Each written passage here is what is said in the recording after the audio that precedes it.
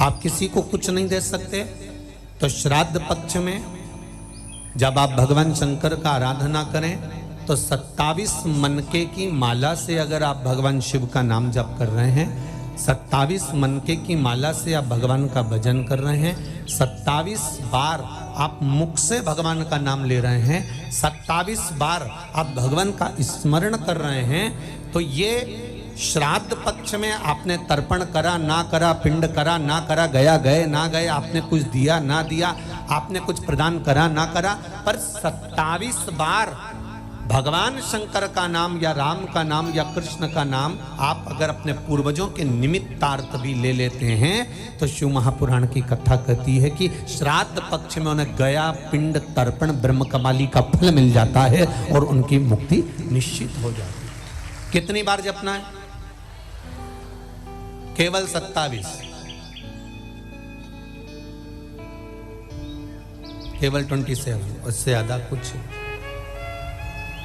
और यदि 27 बार आप भगवान का नाम नहीं भी जप सकते और आपको लग रहा है कि पितृ दोष के 4 लक्षण आपके पास में, पितृदोष के 4 लक्षण बड़े होते हैं। पहला, घर में एक ना एक बीमार पड़ा रहता है, एक ठीक होगा एक बीमार होगा, एक ठीक होगा एक बीमार होगा, ये पितृदोष का लक्षण। दूसरा, 1 रुपये कमाया 1.25 रुपये खर्च हो रहा है, कहीं ना कहीं पैसा आके रखाता है और 2-3 दिन में पैसा चले जाता है, साथ में रखा हुआ भी धन जा रहा है, पितृदोष का लक्षण है। तीसरा, घर में जितने सदस्य हैं आपस में किसी ना किसी बात के पीछे उनमें क्लेश बना रहता है, मन मुटाव बना रहता है, थोड़ी थोड़ी बात में कुछ ना कुछ क्लेश हो जाता है। 5वां, घर के बच्चे चिड़चिड़ प्रवृत्ति के होते जा रहे हैं, तो ये 4 लक्षण पितृदोष के बताए हैं। इन पितृदोष का निवारण आप गया जी चले जाएं, ब्रह्म कपाली करा लें या तर्पण दे दें या पिंड दे दें, उससे अधिक फल शिव महापुराण की कथा कहती है। आप शंकर भगवान के मंदिर में जब 1 लोटा जल लेकर जाते हैं, शिव जी को 1 लोटा जल जब समर्पित करते हैं तो उस जल को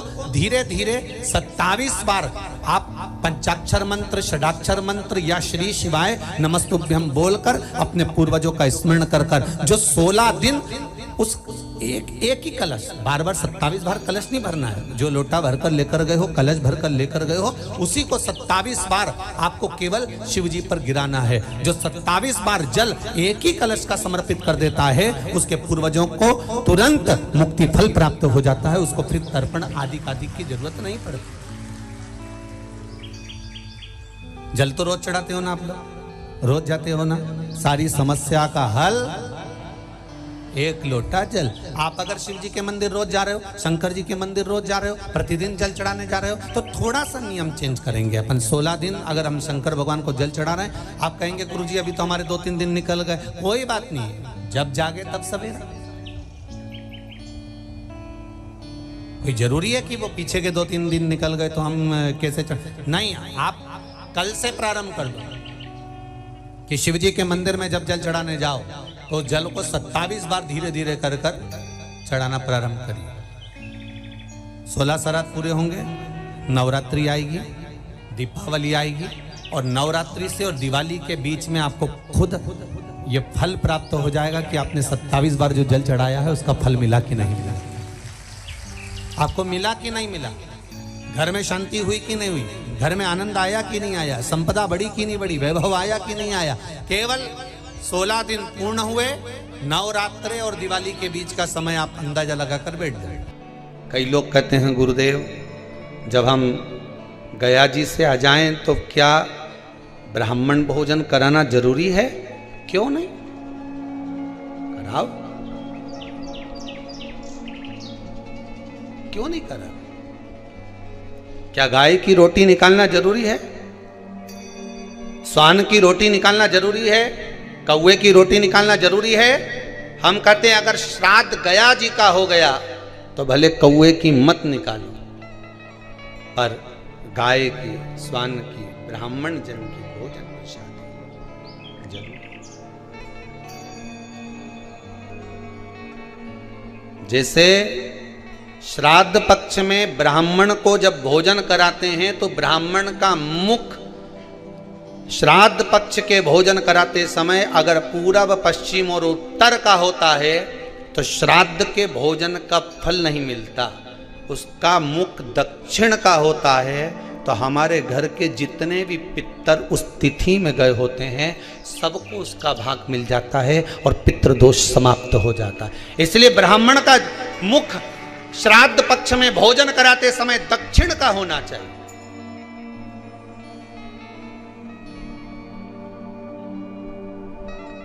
ब्राह्मण का मुख दक्षिण का।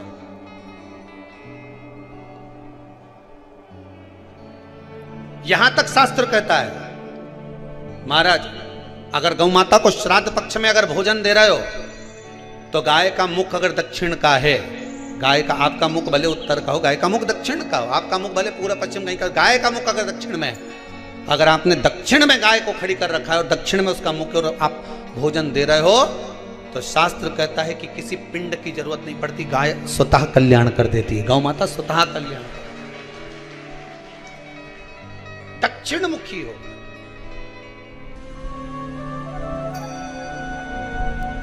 श्राद्ध पक्ष में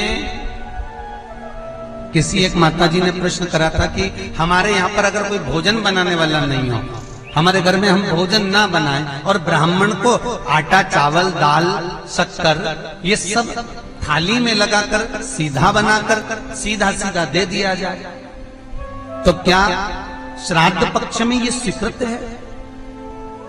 श्राद्ध पक्ष में क्या ये मान्य है? सीहोर से जब ऑनलाइन कथा चल रही थी चैनल पर तो उसमें हमने वर्णन किया था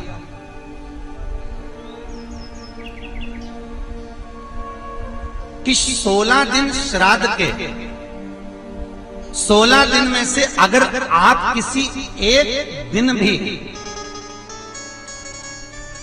किसी के निमित्त भी, दादा परदादा किसी के भी निमित्त भी एक दिन भी यदि आपने श्राद्ध किया है किसी एक दिन और वो श्राद्ध किया और भोजन बनाया, और भोजन बनाने के लिए जो अग्नि घर के अंदर गैस हो, अग्नि हो, चूल्हा हो, सिगड़ी हो, जो तुमने प्रकट किया है, जो अग्नि को प्रज्वलित किया है, उस अग्नि को हम भोजन बनाने के लिए श्राद्ध पक्ष में जब प्रज्वलित करते हैं, जलाते हैं, तो शिव महापुराण की कथा और लिंग पुराण की कथा, नर्मदा पुराण की कथा स्पष्ट कहती है कि उस घर में जो पितरों का दोष होता है, आहुतों का दोष होता है, वासुकों का दोष होता है, वो अग्नि को प्रकट करने से वो दोष धीरे धीरे समाप्त होने लगता है। इसलिए सीधा देने की जगह अग्नि को प्रकट भी करा जा सकता है।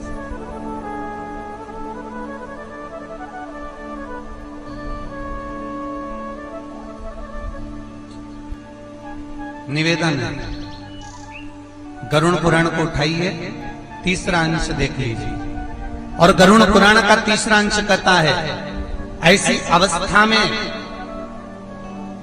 अगर कोई रोग है, बीमारी है, तकलीफ है और आप श्राद्ध भी नहीं कर सकते, कोई ब्राह्मण आपके यहाँ भोजन करने भी नहीं आ सकता, तो प्रयास करिएगा कि गौ माता को रोटी दे दीजिए।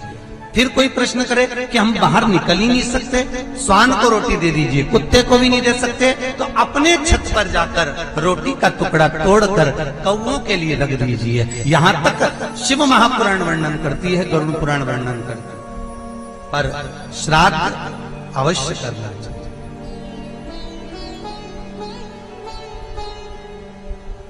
अब दूसरा क्रम एक और आता है कि अगर गया जी कर दिए तो घर में अग्नि में धूप देना है कि नहीं देना, खीर पूड़ी अग्नि के ऊपर छोड़ना है कि नहीं छोड़ना, कंडा जलाकर धूप देना है कि नहीं देना। तो गरुड़ पुराण कहती है, शिव महापुराण कहती है, गर्ग संहिता कहती है कि जब अगर हमने गया जी का पिंड दे दिया, गया जी का पिंड देने के बाद घर में अगर हम आ गए और आने के बाद कंडे को जलाकर धूप नहीं दी जाती, केवल गाय का निकलेगा, ब्राह्मण का निकलेगा, श्वान का निकलेगा, कौवे का भी नहीं निकलेगा। यदि आप गया जी होकर आ गए और होकर आने के बाद आपके कुल में, आपके गोत्र में कोई शांत हो गया तो फिर वापस धूप दिलाना प्रारंभ हो जाता है, फिर वापस। फिर दूध देना पड़ता है।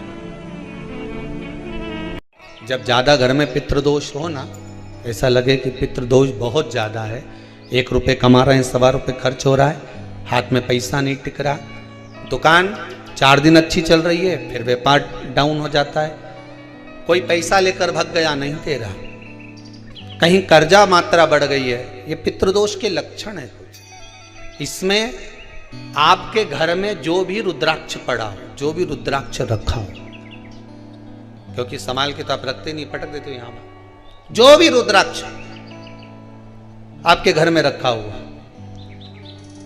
एक पानी के पात्र में उस रुद्राक्ष को डाल दीजिए, उसमें 1 चावल का दाना डाल दीजिए।